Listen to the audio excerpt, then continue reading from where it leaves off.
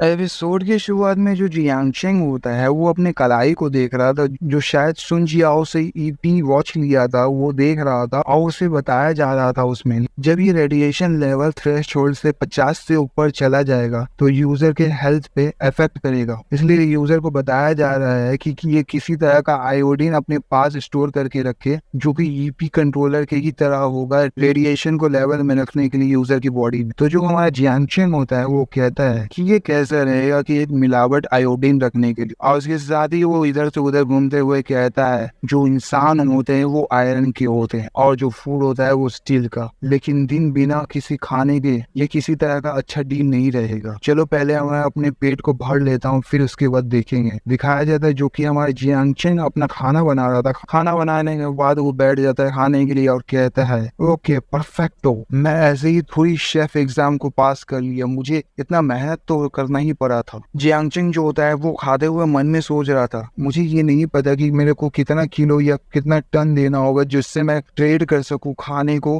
Gold के जरिए उस पोस्ट एपोक्लिप्स की दुनिया में। यहाँ तक कि मैं अपने हाथ में सिर्फ खाने ही को लेकर खड़ा हो जाऊं तो वहाँ पे जितने भी हॉर्स वुमेन होंगे उस टाउन में मेरे तरफ अट्रैक्ट होने लगी। शुक्र है कि मैं उस तरह का दुनिया में नहीं जी रहा हूँ। जियांगशेंग तुम्हें जरूरत है कि और भी खुश रहने की, लेकिन फिर भी उस दुनिया में जैसा हो रहा है अगर इस दुनिया में होता है तो मेरे जैसा नालायक ग्रेजुएट किसी काम का नहीं रहेगा, सिर्फ वो कोने में एक अनजान की तरह मर जाएगा। अभी के लिए मुझे ये नहीं सोचना चाहिए। उसके साथ ही वो अपने गाल पे मारते हुए कहता है कि चलो ये सोचना बंद करते हैं, जो करना है वो करते हैं। और साथ ही में वो बहुत सारे खाने अपने बैगों में डाल लेता है, बियर वुयर डाल लेता है, और जो हमारा जियांगशेंग होता है वो वापस से अपने कलाई को इस्तेमाल करता है, जो मल्टीवर्स एबिलिटी उसके हाथों में होता है वो इस्तेमाल करते हुए कहता है चलो हम चलते हैं। लेकिन वो कह ही रहा था कि फिर उसके साथ ही बोलता है कि रुको जरा, और भी कुछ लेने की जरूरत है, कहीं जरूरत पड़ जाए। और उसके साथ ही दिखाया जाता है बिजली को, जो कि वो अपना जियांगशेंग दूसरे दुनिया में टेलीपोर्ट हो चुका है, और उसी घर का सीन दिखाया जाता है और बिजली दिखाया जाता है। जियांगशेंग जो कि नीचे वापस से उतरता है, लेकिन इस बार ठीक से नहीं उतर पाता हमारा जियांगशेंग, और जो जियांगशेंग होता है फिर से चेक करता है, जो कि उसका खिलाई का जो आधा निशान होता है मिट जाता है, और वो चेक करने के बाद मन में सोचता है इस बार जो पावर था इसने उतना भी खत्म नहीं किया, आधा से तो कम ही किया है, लेकिन मेरा जो वजन है वो बदला नहीं है। क्या ये हो सकता है कि जो स्टोरेज कैपेसिटी है वो बढ़ गया होगा? हो सकता है कि ज्यादातर कैपेसिटी बढ़ जाते होंगे जब ज्यादा चार्जेस आता होगा। तो चलो भूल जाते हैं, वैसे भी मुझे सिर्फ ये मान के चलना है क्योंकि मुझे इसके बारे में आइडिया बिल्कुल ही नहीं है। जब जियांगशेंग होता है वो वहां से जाने लगता है और कहीं पे आके देखने लगता है, और उसके साथ ही वो दिखाया जाता है वो बिजली ही सामने आ जाता है, और मन में सोच रहा था ये तो पावर डिस्ट्रीब्यूशन कैबिनेट है, इस तरह की चीज को मैं कैसे ऑपरेट करूंगा। दिखाया जाता है जियांगशेंग जो कि पावर डिस्ट्रीब्यूशन कैबिनेट में हाथ डाल देता है, जब हाथ डालता ही है जो है ना अचानक से वो जो ऑन हो जाता है, फिर दिखाया जाता है वहाँ पे जितने भी लाइट्स है वो सभी खुल जाते हैं और काफी सारे जो टेक्नोलॉजी होते हैं वो शुरू हो जाते हैं। जो जियांगशेंग होता है वो देखते हुए कहता है ये तो हाई टेक है, सही है। फिर तो ये अभी कह रहा था कि बाहर से आवाज आता है जिससे कि जो जियांगशेंग होता है वो दूरबीन को खोल लेता है और देखने लगता है और कहता है ये तो सुन जियाओ है। उसे ज्यादा वक्त नहीं लगा, देखकर ऐसा लगता है कि उसके पास कुछ है। सुन जियाओ को दिखाया जाता है जो कि वो गेट के सामने ऊपर देख रही थी, उसके साथ ही वो गेट को तड़पने लगती है, लेकिन अचानक से जो जियांगशेंग होता है वो किसी बटन को टीपता है जिससे कि जो गेट होता है वो अपने आप खुलने लगता है। जो सुन जियाओ होती है वो जंप मार ही रही थी कि वो एकदम चौंक जाती है और कहती है ये फिक्स कैसे हो गया, और दिखाया जाता है सुन जियाओ जो कि गेट खोलने की वजह से वो नीचे गिर जाती है और अचानक से उठते हुए जियांगशेंग को मुक्का मारते हुए फेस पे कहती है क्या तुम मुझे मारने की कोशिश कर रहे थे? तो जो हमारा जियांगशेंग होता है वो कहता है नहीं नहीं ऐसा कुछ नहीं, ये सिर्फ अनजाने में हो गया है। सुन जियाओ कह रही थी ये सच में बहुत ही थकाने वाला था, जो बैंक था वो पूरे ज़ॉम्बी से भरा हुआ था। मैं तुमसे 2 बैटरीज लूंगी और MMO लूंगी, जो मैंने तुम्हारे लिए ये किया है इसलिए मैं तुमसे ये लूंगी। वैसे ये MMO का मुझे नहीं पता कि मतलब क्या होता, तो आगे के पता चल ही जाएगा। सुन जियाओ कह रही थी जो बैंक का वॉल्ट था वो काफी लेयर्स से बंद था और मैं उसे खोल नहीं पाई, मैं सिर्फ यही लेकर आ पाई जो कि गोल्ड वार्स था, जो कि VIP रूम से मुझे मिल पाया। और वो फेंक देती है जियांगशेंग की तरफ। जो जियांगशेंग होता है उसे पकड़ने की कोशिश करता है, लेकिन वो पकड़ता है, जैसे ही वो पकड़ता है वैसे ही वो जो जियांगशेंग होता है उसके हाथ से फिसल जाता है क्योंकि वो बहुत ही भारी होता है, और कहता है जियांगशेंग ये तो बहुत ही ज्यादा भारी है, क्या तुम इतनी भारी चीज को अपने पीठ के पीछे लाद के लेके आई हो? सच में ये बहुत ही ज्यादा भारी है, ठीक है फिर ये लो। उसके साथ ही वो जो पेप्सी का कैन होता है वो फेंक देता है सुन जियाओ की तरफ, और वो सुन जियाओ होती है उसे ले लेती है और उसके साथ ही जो सुनजिया होती है जियांग चेंग के पीछे चलने लगती है। जो जियांग चेंग होता है वो कहता है देखकर ऐसा लगता है कि तुम्हें ये पसंद आया। जो सुनजिया होती है उस पेप्सी को कैन को खोलते हुए पीने लगती है। उसके साथ ही जो सुनजिया होती है वो कहती है ये सच में बहुत ही अच्छा है और ये अभी तक ठंडा है। जो जियांग चेंग होता है वो कहता है यहाँ का जो फ्रिज है वो अभी भी काम कर रहा है। तो सुनजिया कहती है जो भी हो वैसे भी तुम तो ये बताने वाले नहीं हो कि तुम्हें ये कहाँ से मिला। अगर मैं पूछती भी हूँ